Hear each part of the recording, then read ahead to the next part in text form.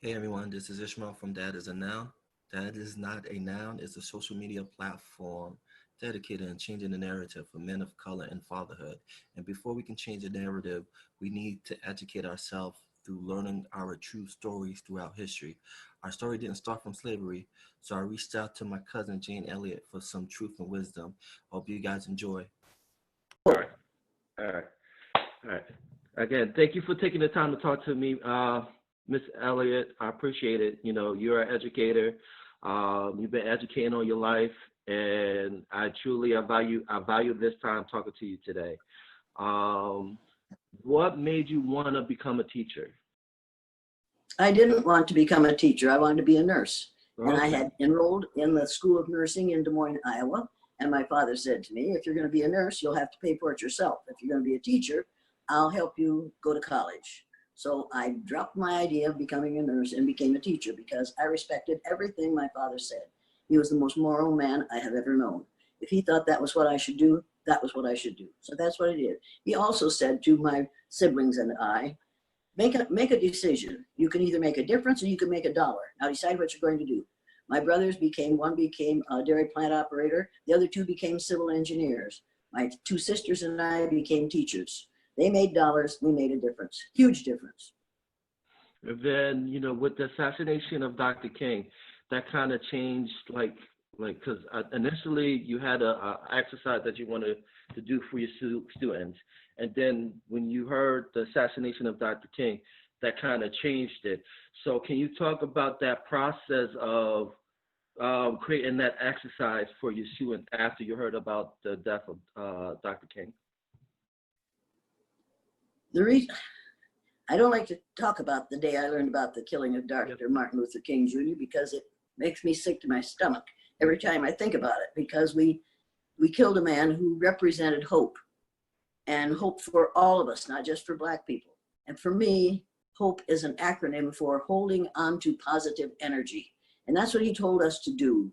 And he had been one of our heroes of the month in February and dead in April. And I was going to have to go into my classroom the next day and explain that killing to my third grade students in all white, all Christian Riceville, Iowa. I didn't know how to explain it to them, but I knew after I watched the television and the people who were interviewing Black leaders a night after Martin Luther King Jr. was killed, I knew that I had no choice but to try to make a difference. And I knew that one of the ways, our lesson plan for that day was to learn the Sioux Indian prayer that says, "Oh, Great Spirit, keep me from ever judging a man until I've walked a mile in his moccasins." I decided after watching those intelligent interviewers that not only was I going to teach my students that prayer, I was going to arrange to have it answered for them. I decided that I would do what we do in this country on a daily basis. I would split my class according to the color of their eyes. Eye color is caused by the same chemical in your body that skin color is, melanin. And I was going to treat the people who had the wrong color eyes as if, as the way we treat Blacks in this country. Let's be honest about it. That's what I was going to do. I was going to treat those who had the right color eyes the way we treat white people in this country. I didn't know how this would work. If I had known how it would work, I probably wouldn't have done it. If I had known that my own children, my 4 children who went to school in that system, were going to be spit on, their belongings were going to be destroyed, they were going to be verbally and physically abused by their peers, by their teachers, and by some of the parents of their peers. And if I had known that my father would lose his business because of that exercise, I wouldn't have done the exercise. I wouldn't have done that to my children, my husband, and my father. But I didn't know. And so, out of ignorance, I went into my classroom the next day. I split my class according to the color of their eyes, and I immediately found out how it feels to be treated unfairly on the basis of a physical characteristic over which you have no control. Wow. And as you've been a fighter for justice all your life, and you see No, wait a minute. I haven't been a pioneer for justice. Be careful about this. yes, ma'am. Superlatives don't do a whole lot for me. Let's tell the truth. I was an ignorant, white, small town, rural school teacher with very little education, and where people of color were concerned, very little knowledge. But we had lived in Waterloo, Iowa for 8 years, at least 8 years. My husband ran a supermarket in the north end of town, which was the Black section. Practically all his customers and his friends were Black. I learned a whole lot about Black people that told me I had been lied to for 14 years of education. I didn't realize that until I was around people who were different from myself. Because as long as you stay in these little towns, teeny tiny little towns, which are mostly white, you will not grow up. You'll grow older. And people say to me, did you grow up in Riceville? No, I grew older in Riceville. I grew up after I left there. But what I do is not something anybody should be proud of, because if I am proud of separating my students according to the color of their eyes, that's natural, because we white folks are proud of separating people according to the amount of melanin in their skin. Right. I replicated what goes on in this society for a day in my classroom, but I blamed it on eye color instead of skin color. And I know how to do it because I'm a white female. I know how the system works. I didn't know until I did it, but I know now. What was your question? I interrupted you. No, that's all right. And the beauty of it is that people are willing to change when they're educated, when they learn the facts and But wait a minute. Once again, wait a minute. Mhm. Educators don't know the facts. Right. They were taught the same so-called facts that I was. They were taught and educated. They weren't educated. They were indoctrinated to believe the lie of race, to believe that there's more than one race of people on the face of the earth. There isn't. There's only one. It's the human race. And we are all descendants of those first Black human beings that evolved in sub-Saharan Africa between 300,000 and 500,000 years ago. We don't teach that in the schools. And if you know, the first year I was in college, I took a social studies education class. And the professor stood up in front of this group of young women and said, when you get in the classroom, you must not teach in opposition to the local mores. That's M-O-R-E, not M-O-R-A-Y. The local mores. You must not teach in opposition to the local mores. The people who are paying your wages through their taxes have the right to have their children learn what they want them to learn. Now that professor didn't know anything. He shouldn't have said that to anyone. He should have said, there's truth and there's fiction. Teach the truth. Educate these kids with the truth. Don't tell them the fiction of several different races. People in that community may believe that, but they don't know the reality of the world. They do not know that color is simply adaptation to the natural environment. It has nothing to do with intelligence or with your worth as a human being. That's what he should have told those young educators to be, but he didn't, because they were going to be teachers. Teachers train children and dispense facts and figures to get them ready for the end of year test. Educators lead people out of ignorance. He was training us. He was being a teacher. He should have been an educator and led us out of the ignorance of don't go against the local mores. Nonsense. If you're teaching in a racist community, you better teach against racism or you aren't educating. And that's key. That's a key point. How you lead that to law enforcement? How does that play a role in law enforcement as well? They are taught. They're taught in the same way that the rest of us are. They are taught by people who don't know the truth. They are taught by people who learned what they learned. If we don't change the education of people in this country, we will not change the situation.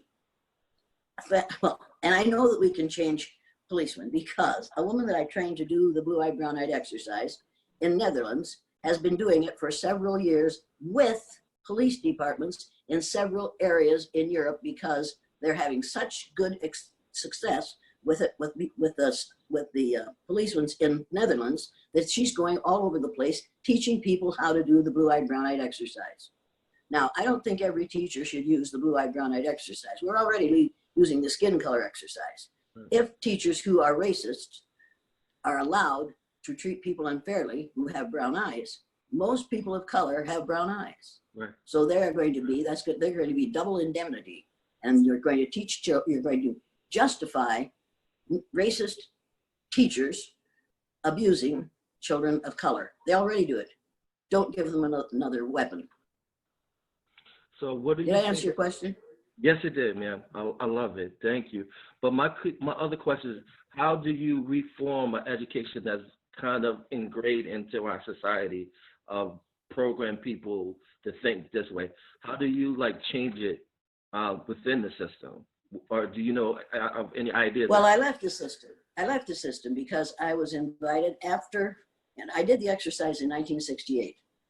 In 1985, I believe it was, the PBS did a film and interviewed my previous students who had been through that exercise. That film went viral right now. And so a Black woman called me and asked me if I would do the exercise with employees of a major corporation in the western part of the United States. So in 1985, I left the classroom and went into teaching so-called adults using the blue-eyed, brown-eyed exercise. I haven't changed education because educators are firmly convinced that you must not do anything that might traumatize your children, your students, unless they are Black. Right. And then it's all right to traumatize them because they won't know any better. And because we don't value Black people in this country, because we have been, you can only teach what you know, what you've learned, what you've been taught. And what we have been taught at every level in education is the myth of race. We need to get over it. So I haven't changed education. I haven't changed educators. I have changed, but I can't change anyone. People who watch the films that have been made in my classroom or who watch interviews that I've done or whatever, they can decide to change or not to change. Right. It's not up to me to change anyone. It's up to individuals to change their behaviors. And if they would go to my website, jane@janeelliot.com, they will find some printed learning materials that will help them to recognize how ridiculous some of the things they say are. For instance, I suspect that sometimes somebody has said to you, when I see you, I don't see you Black. Has that ever happened to you? Yes, ma'am. Well, what did you say to them? I kind of shocked. I don't know. I was kind of like. But you didn't express shock and you didn't express condemnation and you didn't criticize them for it because you wanted to get along with them. You have to go Right. along to get along when you're around ignorant pale faces. And that's what we are. So there's a list of statements that we pale faces make on a regular basis. And people need to read through that list of statements, check those that they have said, and then go to the next page and read the clarifications of those statements and find out how they are received by the people who are on the end of them. Then they need to go to the third page, which is a set of commitments to combat racism. 15 things that you can do in your own environment to deal with your own problem. Now someone, if someone is watching this long, will say, that's a societal problem. Racism is a societal problem. Societies are made up of individuals. Yes. If we can change one individual to make that one person less racist or less believing where racism is concerned, where race is concerned, we can change the world. You can change the world one person at a time. And anybody who says, well, one person can't make a difference, need to look at this country since the selection of Dinosaurus T. Rump. And you'll realize that one person can make a difference and one person does make a difference. And they are making, single people are making difference all day, every day. So what do you say to the young protesters out there that's out there marching? What I say keep on marching and don't be violent and don't let the people who are infiltrating your ranks and acting in violent ways, do not follow their example. But keep on marching, because if you've ever read anything written by Frederick Douglass, you'll know that power will not change without a demand. We will keep on doing what we're doing until masses of people come out and say, no more, we've had enough, no more. And that's what's happening right now. Now, if the people, those pale faces who are out there marching, and those pale faces who are now saying that's the thing to do, will continue to believe that and to act as if they do believe it, in the future, we can turn this thing around.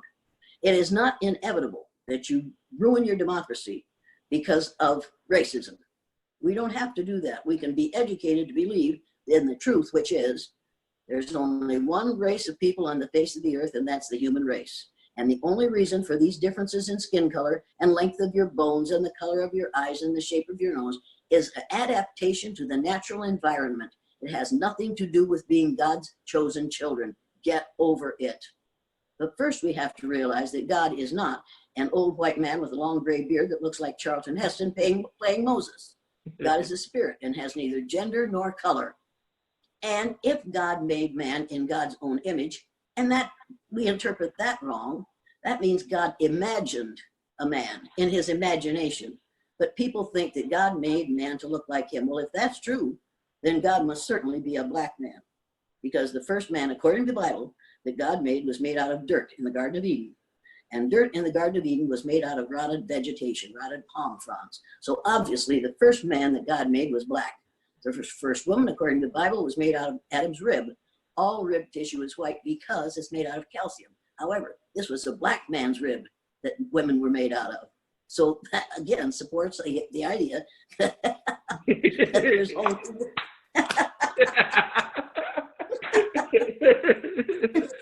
Does this make sense to you? It does. It makes a lot of sense to me. And unfortunately, well, see, if every person on the face of the earth would trace their DNA back as far as they could go, they would find that there is a percentage of their DNA that came from a country in Africa, because we all came from the same place originally. And those brilliant black people had the skill, the intelligence, the courage, and the curiosity, and the talent to populate, travel from the area of the equator and travel and populate every landmass on the face of the earth. Every landmass on the face of the earth was populated by somebody who came originally, whose ancestors came from a country in Africa. Now, if enough people hear this often enough, we could change the situation in this country. Every one of us, you and I are 30th to 40th cousins. yeah. I am a 30th to 40th cousin of every human being on the face of the earth. And I get really nasty with my pale-faced cousins who abuse my cousins of darker skin because of my pale-faced cousins' ignorance about skin color.